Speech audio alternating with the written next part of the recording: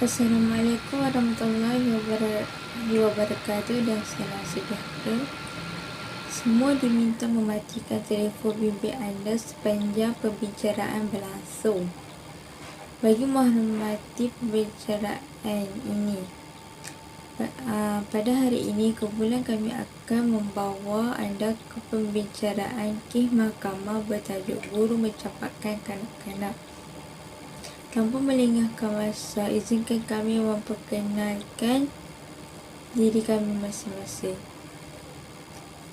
Saya Nur Aini Yakin binti Muhammad Safuri, nombor KBJ 2008-108-34, memegang watak sebagai hakim dan jurubahasa. Saya Nur Atika binti Mak Faisal, nombor ID KBN 2008-10071, memegang watak sebagai saksi. Nama saya Aina Nasir binti Muhammad Hamidi, nombor ID KBN 2008-10044 dan saya memegang watak sebagai pesalah. Nama saya Nur Aisyah Sofia binti Muhammad Kamri, bernombor matrik KBN 2008-10080. Saya memegang watak sebagai pengguam bela. Saya Marshidah binti Muhammad Roslan, nombor ID KBN 2008-10060. Saya memegang watak sebagai pendakwa raya. Di dalam Mahkamah Kuala Lumpur, kes guru di tadika telah mencampakkan seorang kanak-kanak yang berumur 5 tahun. Tertuduh Puan Aina Nasrin, nombor kad pengenalan 022210600882. Ya Arif, saya Marshidah bertindak sebagai pendakwa raya. Tertuduh Puan Aina Nasrin diwakili oleh Cik Nur Aisyah Sofia, iaitu peguam belanya. Dengan izin Ya Arif, saya mohon pertuduhan dibicarakan terhadap tertuduh. Bahawasanya kamu Puan Aina Nasrin pada 26 Mac 2021 lebih kurang jam 11 pagi di tadika MP yang beralamat nombor 20 Jalan Arah Kelang, Selangor, Darul Ihsan didapati mencampakkan seorang kanak-kanak yang berumur 6 tahun. Kamu telah didakwa atas satu tuduhan yang di mana pengasari dan mencampakkan kanak-kanak sehingga jatuh. Jika disabitkan kesalahan, kamu boleh didakwa di bawah Seksyen 31-1-A Akta Kanak-kanak 2021 yang memperuntukkan hukuman denda sehingga RM5,000 atau penjara tidak melebihi 20 tahun atau kedua-duanya sekali. Adakah kamu faham dengan sebutan ini? Saya faham. Adakah kamu mengaku bersalah atau mahu dibicarakan? Saya mengaku tidak bersalah dan saya mahu dibicarakan. Tertuduh adalah kamu faham bahawa pengakuan tidak bersalah kamu ini tidak boleh membuat rayuan ke atas sabitan kamu tetapi hanya boleh merayu atas hukuman yang dikenakan jika disabitkan kesalahan. Saya faham Ya Arif. Pendakwa raya, sila teruskan. Terima kasih Ya Arif. Pihak saya akan mengemukakan seorang saksi. Kami memohon kebenaran mahkamah untuk memanggil saksi iaitu Puan Nur Atika untuk memberi keterangan.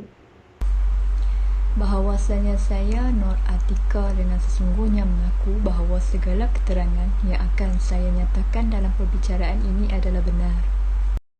Baiklah, dengan izin Ya Arif, Puan, sila nyatakan kepada mahkamah nama, umur dan pekerjaan Puan.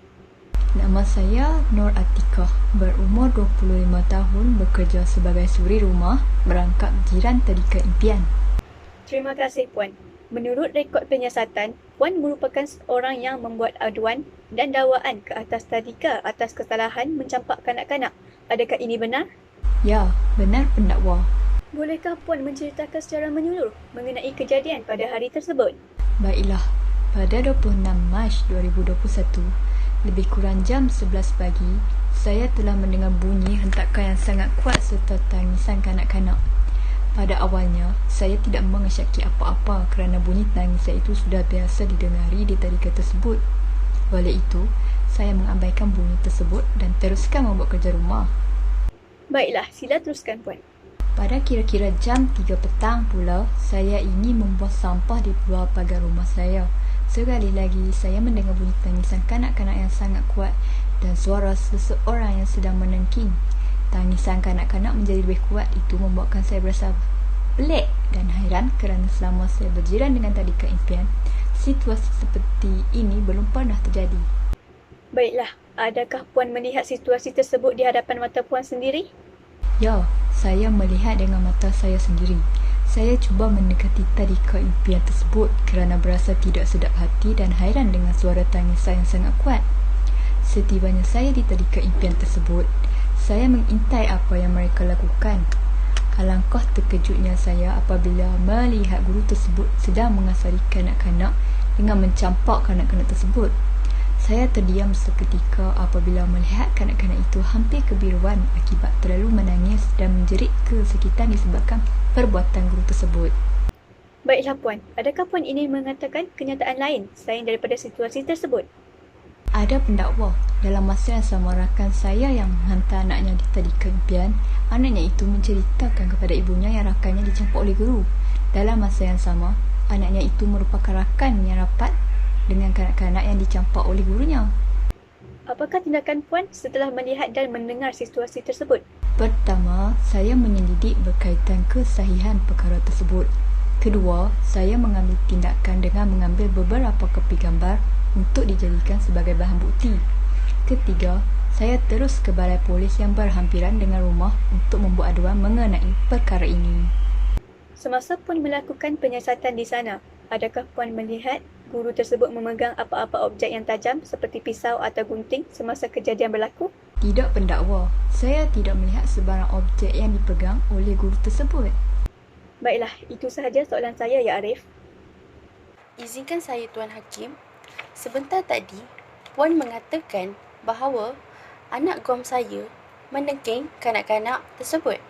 Adakah Puan pasti sikap ini menunjukkan anak guam saya bersalah? Berkemungkinan juga anak saya sedang mengajar pada waktu itu. Bantahan, Ya Arif. Pihak peguam bela cuba memutarbalikkan soalan. Maaf Ya Arif, pihak kami hanya ingin kepastian. Bantahan tidak diterima. Saksi, sila jawab persoalan tersebut. Ya, saya pasti.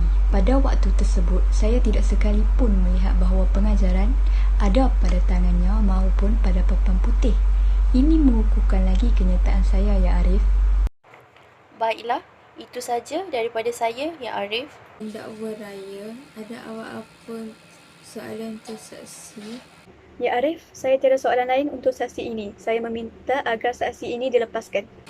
Baiklah, saksi anda boleh keluar. Terima kasih.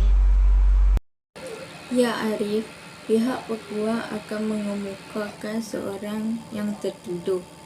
Kami memohon kebenaran mahkamah untuk memanggil pihak tertuduh iaitu guru di tadika Puan Aina Nasrin untuk memberi keterangan. Baiklah, sila teruskan. Pada hari kejadian, adakah anda berseorangan atau bersama dengan guru yang lain? Ya, pada hari kejadian saya hanya berseorangan tanpa guru lain. Seperti yang dinyatakan oleh saksi sebentar tadi, adakah benar anda mencampak mangsa dengan hentakan yang kuat sehingga didengari oleh saksi? Tidak, kerana pada waktu itu saya sedang mengajar dan melakukan aktiviti bersama kanak-kanak. Adakah benar sewaktu sesi pengajaran tersebut, saksi mendapati bahawa terdapat bunyi tangisan serta tangkingan dengan sangat kuat dan jelas dari tadika impian? Itu tidak benar. Saya menafikan kenyataan tersebut. Baiklah, itu sahaja soalan dari saya, Ya Arif. Baiklah, pendakwa raya, ada soalan yang ingin ditanyakan kepada tertuduh? Ya Arif, saya ada soalan. Baiklah Puan Aina Nasrin, seperti yang dinyatakan oleh Puan sebentar tadi, Puan sedang berseorangan di tadika impian. Persoalannya, ke manakah guru-guru yang lain pergi sedangkan pada waktu tersebut adalah sesi PNP berlangsung? Bolehkah Puan terangkan kepada mahkamah? Pada ketika itu, guru lain mempunyai urusan di luar kawasan. Jadi, saya terpaksa mengambil alih tugas mereka secara berseorangan. Jadi memang betul semasa kejadian tiada orang lain selain daripada Puan sebab tu PNP dijalankan. Bantahan Ya Arif, pihak pendakwa raya hanya membuat andaian sendiri. Maaf Ya Arif, pihak kami hanya memerlukan kepastian sahaja. Bantahan ditolak. Tertuduh sila jawab persoalan dengan kepastian. Ya, memang saya bersendirian di tadika pada waktu itu. Baiklah Ya Arif, itu sahaja soalan saya. Baiklah, tertuduh boleh keluar. Kita akan rehat selama 30 minit dan akan memulakan semula pembicaraan pada jam 3 petang. Penggulungan oleh pihak pendakwa raya. Terima kasih dengan izin Ya Arif untuk pengeluhan kes ini. Ada aspek yang harus dipertimbangkan oleh mahkamah atas penerangan saksi yang telah dinyatakan pada awal kes membuktikan tertuduh selayaknya dibicarakan di bawah Seksyen 21-1-A Akta Kanak-Kanak 2001 yang memperuntukkan hukuman denda sehingga RM5,000 atau penjara tidak melebihi 20 tahun atau kedua-duanya sekali. Terima kasih. Penggulungan oleh pihak peguam bela. Dengan izin Ya Arif, setelah mendengar saksi, pendakwa raya, terdapat bukti-bukti yang kukuh mengenai kes mencampak kanak-kanak, iaitu yang pertama, berdasarkan keterangan saksi yang merupakan jiran terdekat, tadika impian menyatakan pesalah iaitu Puan Aina Nasrin telah mencampak kanak-kanak yang berumur 5 tahun adalah benar. Kedua, keterangan daripada saksi juga telah mengakui bahawa terdapat beberapa bukti yang kukuh daripada saksi. Ketiga, saksi menyatakan bahawa guru mencampak kanak-kanak di tadika impian dengan jelas di hadapan matanya sendiri. Keempat, saksi juga sempat menangkap beberapa keping gambar untuk dijadikan sebagai bukti bahawa Puan Aina Nasrin telah tertuduh mencampak kanak-kanak tersebut.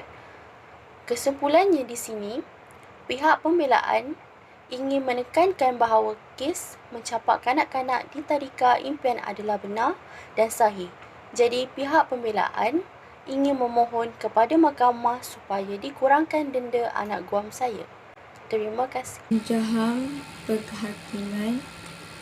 Baiklah, setelah mendengar hujah kedua-dua pihak, iaitu pihak pendakwa raya dan pembela, mahkamah dengan ini memutuskan bahawa tertuduh bersalah. Maka dengan itu tertuduh dijatuhkan hukuman 20 tahun penjara dan denda sebanyak maksimum RM5,000 dengan asal dari pihak pendakwa raya dan pihak pembelaan.